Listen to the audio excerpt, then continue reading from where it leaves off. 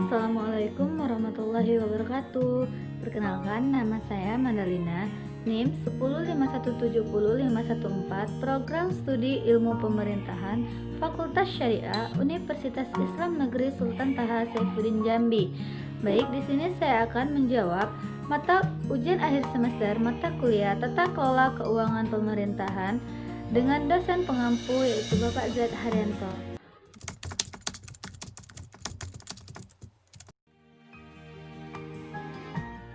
Baik, di sini saya akan menjawab pertanyaan yang pertama, yaitu pengertian dari keuangan negara itu sendiri. Yang pertama, pengertian keuangan negara menurut pasal 1 ayat 22 Undang-Undang Nomor 1 Tahun 2004 tentang pembendaharaan negara. Ini maksud dengan kerugian negara atau daerah itu adalah kekurangan uang, surat berharga dan barang yang nyata dan pasti jumlahnya sebagai akibat perbuatan melawan hukum, baik sengaja maupun lalai.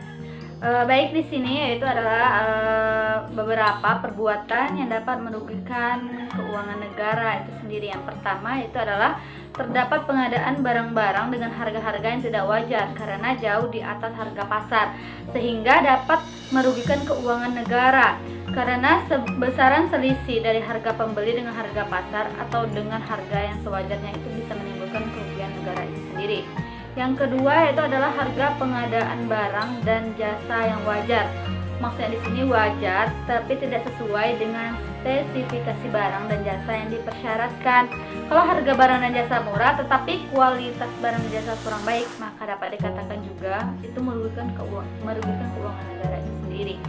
Dan yang ketiga itu adanya terdapat transaksi yang memperbesar utang secara tidak wajar sehingga dapat dikatakan merugikan keuangan negara karena kewajiban negara untuk membayar utang semakin besar. Dan yang keempat itu adalah piutang negara berkurang secara tidak wajar dapat juga dikatakan yaitu merugikan keuangan negara.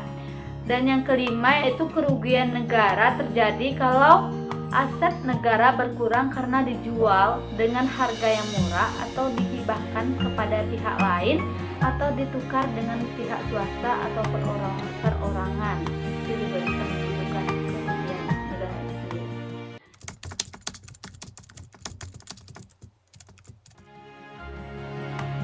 Tahu kong kali kongnya seperti apa, Pak Ahok tahu bahkan sampai nama-nama ya, tapi saya tidak ingin menyebutkan sampai nama-nama.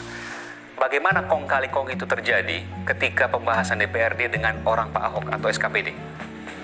Ya sebetulnya hampir ada yang pembahasan langsung, dia bisa paham-pahaman dari si supplier. Ada yang cara kedua, langsung minta ngekan untuk diisi. Kalau tidak mau diisi, tidak mau diganti, mereka nggak mau usahakan APBD. Dan SKPD Baik, di sini setelah saya melihat video tentang perbincangan Bapak Ahok tersebut atau Bapak Basuki Cahayapurnama, di situ dia menyebutkan adanya dana siluman anggaran APBD. Di situ adanya dana siluman itu sebesar 12,1 triliun dalam perancangan anggaran pendapatan dan belanja daerah di DKI Jakarta tersebut. Nah, kenapa disebutkan itu dana siluman oleh Bapak Ahok tersebut? Karena itu tidak jelas arahnya kemana dan untuk apa, dan pihak yang menyelipkan anggaran tersebut ke dalam APBD DKI Jakarta itu, jadi tidak ada kejelasan. Dan juga di situ Bapak Basuki Cahayapurnama atau yang disebut dengan Bapak Ahok mengaku kaget dengan masuknya dana Rp 12,1 triliun ke dalam anggaran pendapatan dan belanja daerah di DKI Jakarta.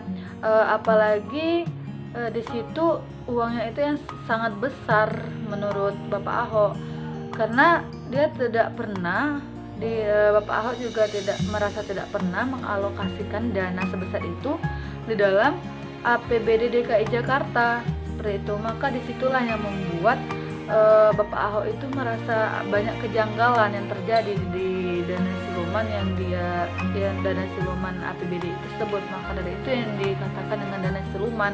Kalau menurut perspektif ilmu tata kelola keuangan pemerintahan, menurut pengelolaan keuangan daerah itu sudah diatur oleh Undang-Undang Nomor 23 Tahun 2014 tentang pemerintahan daerah, dan selanjutnya Ketentuan pasal 293 dan pasal 330 Undang-Undang Nomor 23 Tahun 2014 tentang pemerintahan daerah memberikan amanat untuk mengatur pengelolaan keuangan daerah dengan sebuah peraturan pemerintah. Dan juga sebagaimana kita ketahui bahwa pengelolaan keuangan daerah ini itu adalah keseluruhan kegiatan, yaitu yang meliputi adanya perencanaan, penganggaran, pelaksanaan, penatausahaan, pelaporan, pertanggungjawaban, dan pengawasan keuangan daerah itu sendiri. Seperti yang sudah saya jelaskan di atas, yaitu terdapat adanya perencanaan dan penganggaran. Maksudnya di sini adanya perencanaan dan penganggaran itu sendiri itu untuk mempermudah pemerintah daerah dalam melakukan pengukuran kinerja dalam pencapaian tujuan dan sasaran pelayanan publik itu sendiri, dan untuk mengklarifikasikan anggaran tersebut berdasarkan kegiatan dan juga berdasarkan unit organisasi itu sendiri. Dan yang kedua yaitu adanya pelaksanaan dan penatausahaan.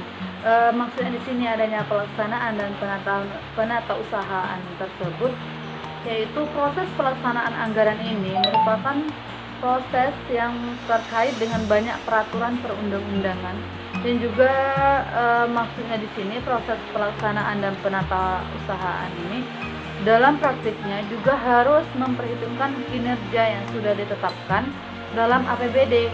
Proses ini harus sejalan dengan indikator kinerja yang sudah disepakati oleh dokumen APBD. Dengan demikian, anggaran yang direncanakan bisa sejalan sebagaimana mestinya, dan jumlah kesalahan dalam proses pelaksanaan dan penatausahaan bisa diminimalisir. Dan yang ketiga, adanya pertanggungjawaban keuangan daerah itu sendiri. Yang dimaksudkan dengan pertanggungjawaban keuangan daerah ini yaitu diwujudkan dalam bentuk laporan keuangan. Laporan keuangan tersebut merupakan wujud dari penguatan dengan adanya transparansi dan akuntabilitas tersebut, yang dimana terkait dengan pertanggungjawaban keuangan daerah setidaknya ada 7 laporan keuangan yang harus dibuat oleh pemerintah daerah, yaitu seperti neraca, laporan realisasi anggaran, laporan operasional, laporan perubahan saldo anggaran lebih, laporan perubahan ekuitas, laporan arus tawus, dan catatan atas laporan keuangan. Nah, maka dari itu dengan mengikuti tata cara pengelolaan keuangan pemerintahan daerah ini, maka mungkin kesalahan-kesalahan atau anggaran-anggaran tidak tepat sasaran ini bisa diminimalisir dengan adanya dengan mengikuti peraturan atau tata cara pengelolaan keuangan daerah tersebut.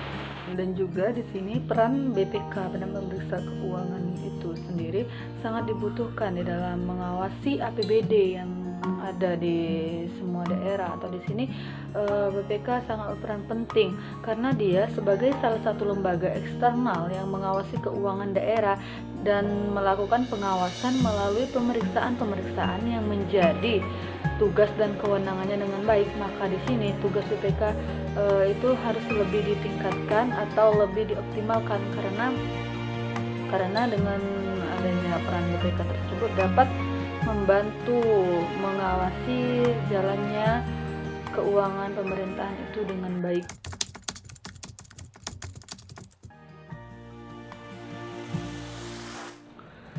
Baik, di sini saya akan menjawab pertanyaan nomor 3. Jika saya menjabat sebagai pemerintah atau memegang kekuasaan penuh terhadap pengelolaan keuangan negara, yang ingin saya prioritaskan pertama dalam masa pandemi COVID-19 ini untuk mencegah terjadinya penyebaran virus COVID-19 ini, yaitu dengan lebih yang memperhatikan yaitu dalam bidang kesehatan dan sosial masyarakat yang lebih pertama yang saya prioritaskan.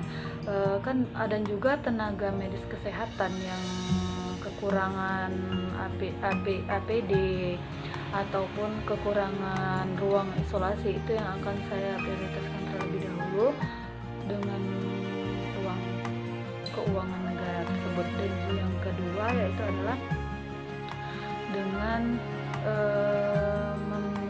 menggelontorkan uang APBD atau yang tidak perlu diprioritaskan pertama, yaitu tetapi diprioritaskan untuk penanganan COVID-19 tersebut, yaitu dengan cara memberikan kepada orang-orang yang membutuhkan dan terdampak dari virus COVID-19 ini, yang menjadi pekerjaan itu tidak menjadi terhambat atau banyak pekerja-pekerja yang di PHK.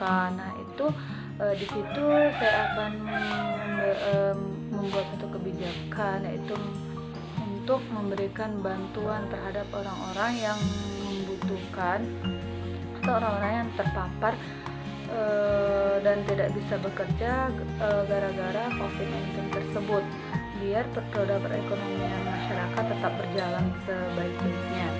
Dan juga saya akan memaksimalkan anggaran-anggaran yang perlu untuk penanganan COVID-19 tersebut.